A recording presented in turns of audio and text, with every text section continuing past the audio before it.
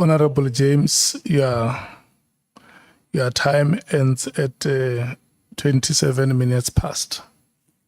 Thank you. Thank you so much, Chair. Minister, a lot has been said here today. Many of the technical questions has been covered. I want to say to you and ask you, you know, there's a saying that says, a house divided against itself cannot stand. Do you agree with me? Indeed, I agree. Do you agree with me, as things stands, SAPS cannot stand and serve with the infighting and the division? My last statement, Honorable Member, said this is a sad situation. It is indeed sad, sir. It's a sad situation. And there are two of such houses. It is SAPS and it is that of the governing party, the ruling party of South Africa. What's wrong with it? You came here today and I must say I've been shocked. Do you consider Minister Senzo your comrade or associate? Okay, let me explain a little bit of a thing. Cele is not an ANC. As an organization, is an individual. Mkhunu is an individual. So if Cele and Mkhunu, they don't see eye to eye, if they don't, it's got nothing to do with an ANC when it comes to that one. The question direct, he's my comrade. I'm clear, thank you.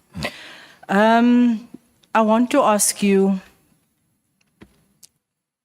Minister, roughly how many times did you make contact directly with Kat Matlala?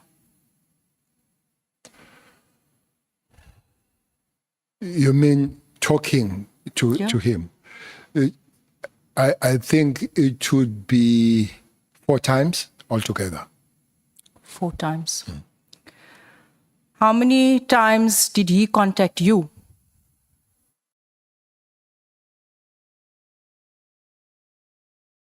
So you say you tried to contact him 4 times? No. You mean personally? Yes. Yes, I met him at the hotel first time. Mm-hmm. We met at the house in Zimbabwe, mm-hmm. And we met at the place in Pretoria. That's physical. That mm-hmm. I've met him. Okay. Help us understand what was so important on the 9th of May, where records reflect that you tried to contact Mr. Matlala close to 10 times from 8 o'clock in the morning until I think past 11 in the evening. I think it was quite serious. Records reflect, and in the media we've seen that almost every hour you tried to reach out to him. What was this all about? It's because he was going to be in Durban and we were going to meet. So finally, I'm told that he lost the phone on that particular day. That's why he could not answer. But what was your reason for calling him every hour on the 9th of May? I was checking him if he has arrived in Durban. You were checking if he's around Durban? Because we're going to arrive and we're going to have a meeting. Were you going to discuss anything specific on that day? Yes. What were you going to discuss with him? He was going to brief me about the latest discussion on the matters of the project and what was said about me. Further discussing from this the screenshot that was said and about my own arrest. You mentioned earlier on that it is okay for you to meet with him. You don't have to declare. You don't have to, ask for permission from anyone. I want to ask you, do you not find it worrying to meet with someone that has over 80 cases? You serve on the NEC. You are leader of this country. I still see you as a leader. And you said to us earlier on that you take information from him pertaining to SAPS. Is that not supposed to be directed to a certain unit within SAPS to gather information? Chair, just before she moves to the next question. Minister, actually there is a story that IDEC has been investigating your calls to Matlala, and between March and I can't remember which month, between March and July, you called him more than 250 times. Sure. There were 200 and 250 calls between the two of you from March to July. Is that correct? No, I would not agree with that. Thanks, Chair. But it's also the story that we have exchanged the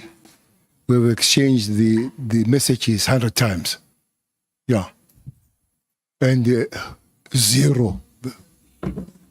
They said, I've called many times, but we have exchanged messages 100 times. I don't exchange messages. So I'm a bit distracted. The question is, Honorable Member, well, I'm not sure about 80. I think that number will have to be checked. I think the cases that has been there are 18. I think so. But myself, I can't guarantee that. Matlala, when I met him, I did not know about these issues and his arrest, Honorable Member. He was, the information came up and out as we continue, arrested for these things and all. And I have considered that the eyes that I've looked at him then are completely different as looking at him now. But me not declaring yes, I don't declare anymore who do I meet. And I guess I would have declared to sleeping in his house because it's a free piece that the ethics says we must declare those things. Would you do the same things now that you know? No, I'll be more circumspect. Is that the word? I'll be more circumspect that I have that information now. Thank you, Minister. I asked because you were very candid in your responses earlier on. And it was worrying. It was worrying when I heard you say, I took it, I slept there, I met with him, I can do whatever I want, when we look to you still sometimes as a leader. No, I was answering, if it came with that arrogance, surely it came very, very bad. But I was answering on the question of being a minister and being a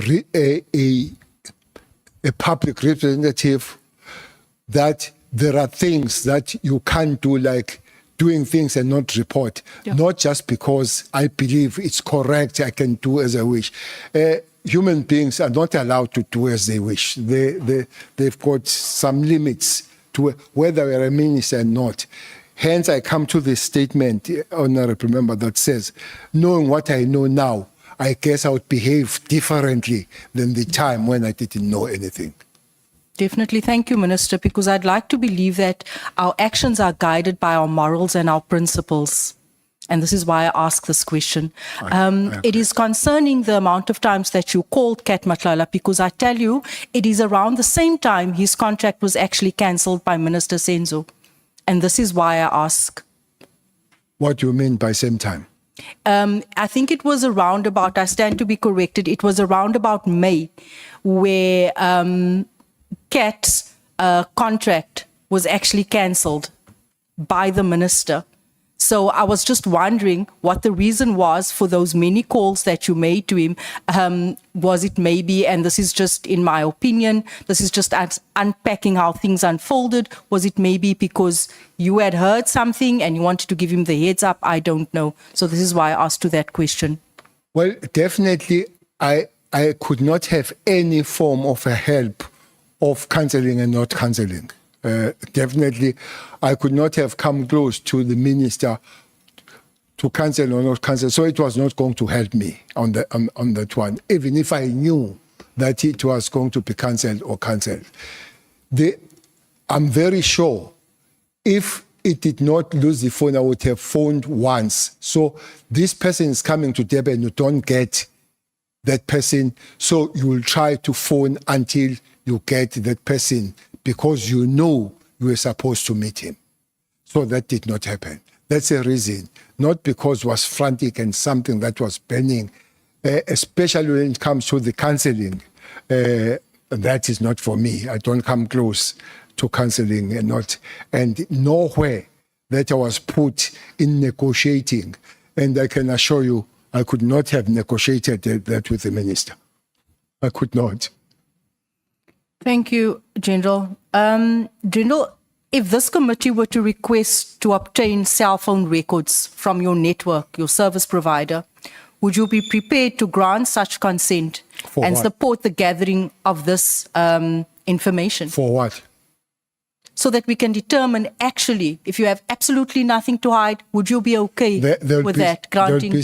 Have to be serious conditions of defining the information you want. You can't go to my phone and get any kind of information.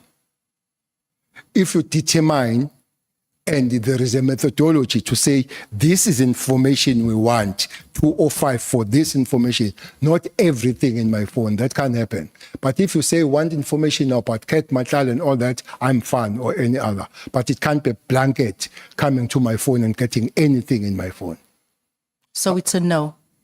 It's yes, I'm simply saying, if you describe what information you want, including want information about Cat, that I'm fine. But you can't get my phone to get any other information that is in my phone that has got nothing to do with the ad hoc that is here.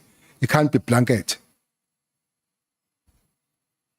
But you want this one about Matala, get your 205 and carry it, I'm fine. But that you want to go through the photos and everything that is there, it can't happen. It just can't happen.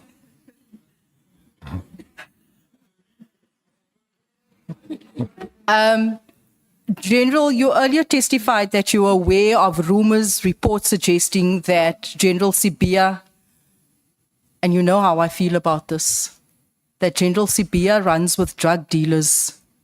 To the best of your recollection, where did you first hear these allegations? And do you believe that there's any credibility to them? Because it is concerning, South Africa is burning, and we need to identify these drug cartels and who's linked to them. Well, I agree. It's really concerning. And it's unfortunate that there is so much drugs that are coming in the country. Of late, there are even laboratories.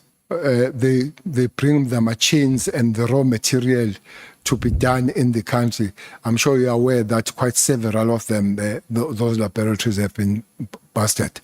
It's highly concerning that a person that is given the duty to prevent and protect people is touched around that. I wish that it would be a lie, but I don't have the evidence that is a lie. I don't have an evidence that is true. But for the very fact that people talk about it, it is a highly concerning matter. True, General. So you're saying that General Sibia, the second in charge, people are talking about the fact that he's embroiled with drug cartels, and you cannot prove that that is a lie, but that is going around. Did you report this to counterintelligence so that he can be investigated?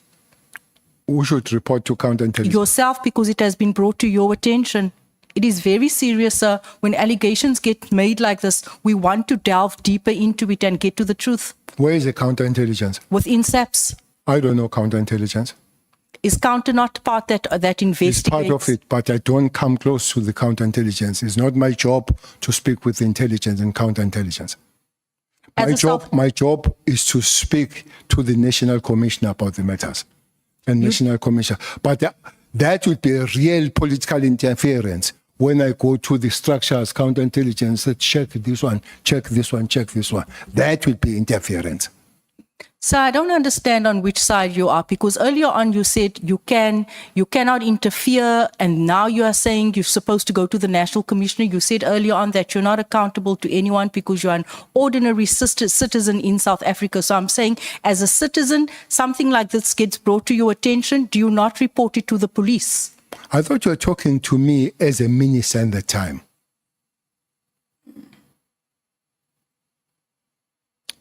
irrespective. That if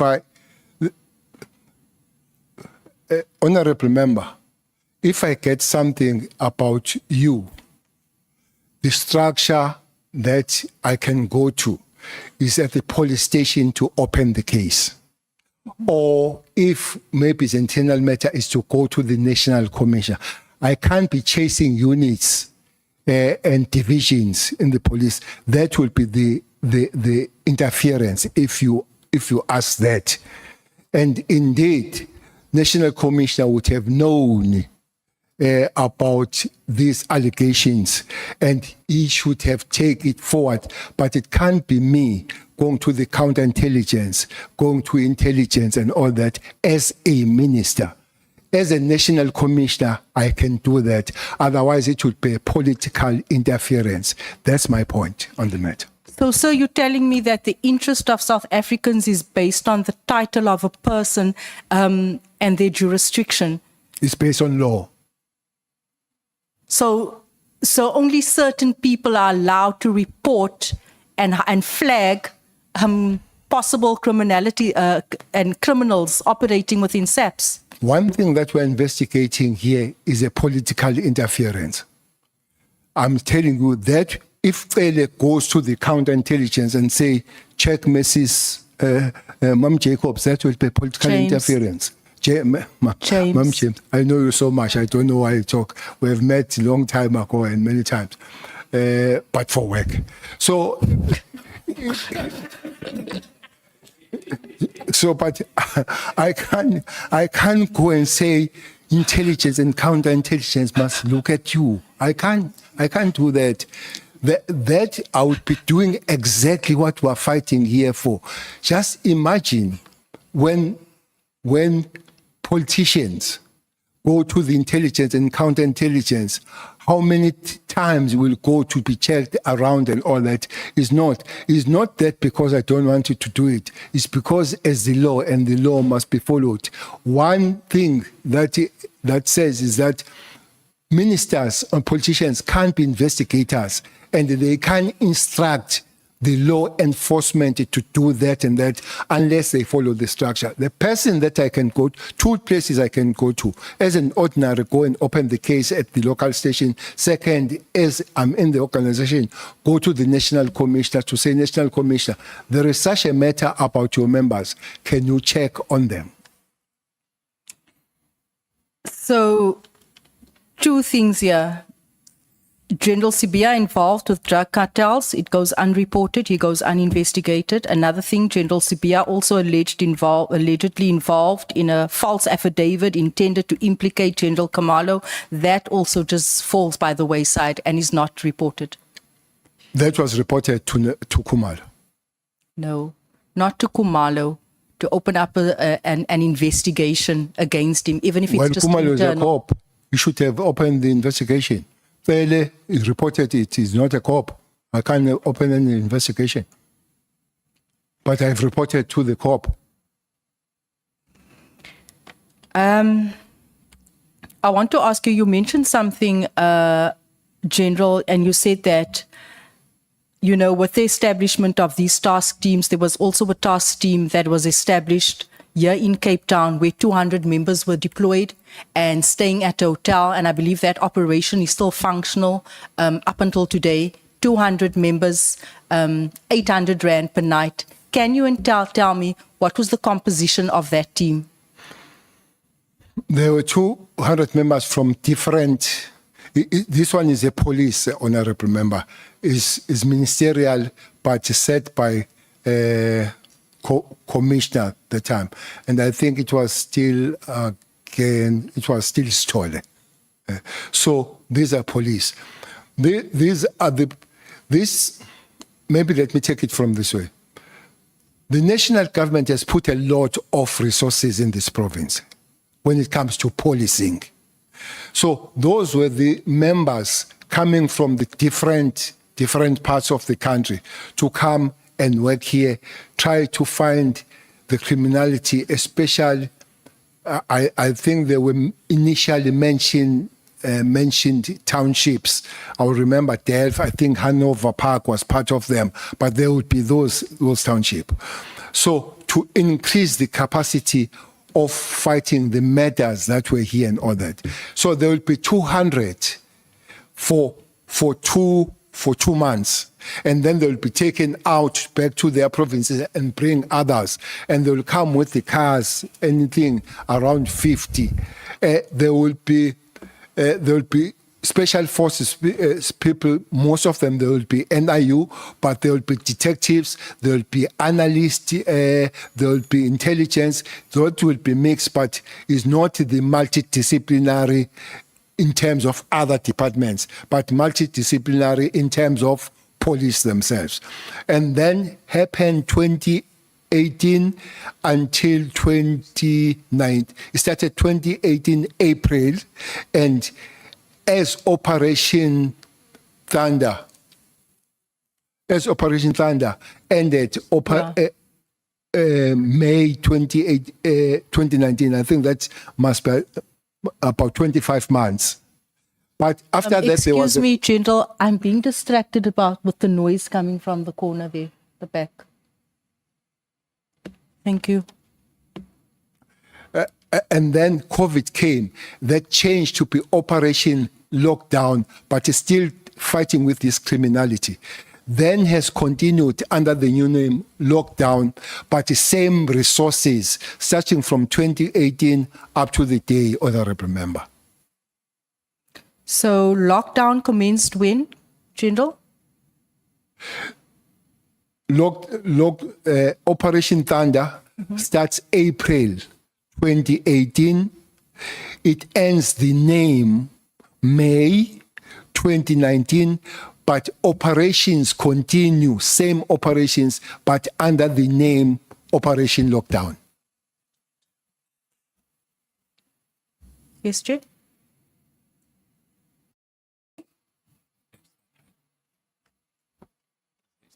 I'm not sure what you're trying to say, Chi. Time.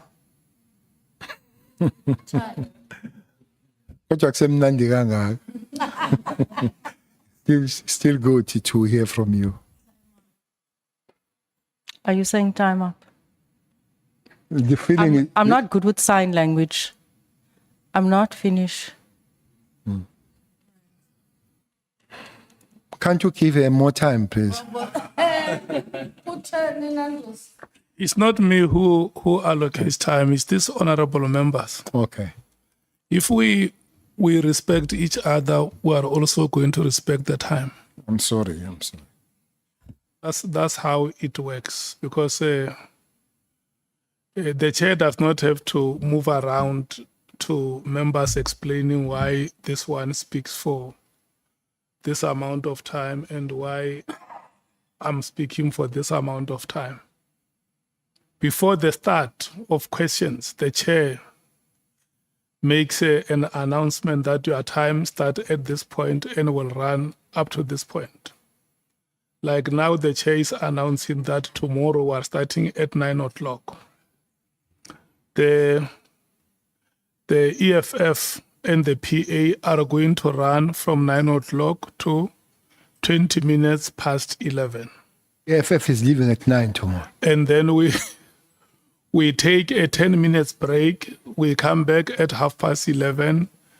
The ANC will then run from 11:30 to 1:30. And then we break for 30 minutes. When we come back at 2, the MKP and the DA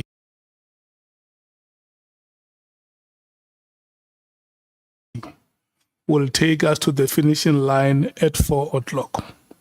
Thank you so much, honorable members. We have unfortunately come to the end of today's proceedings.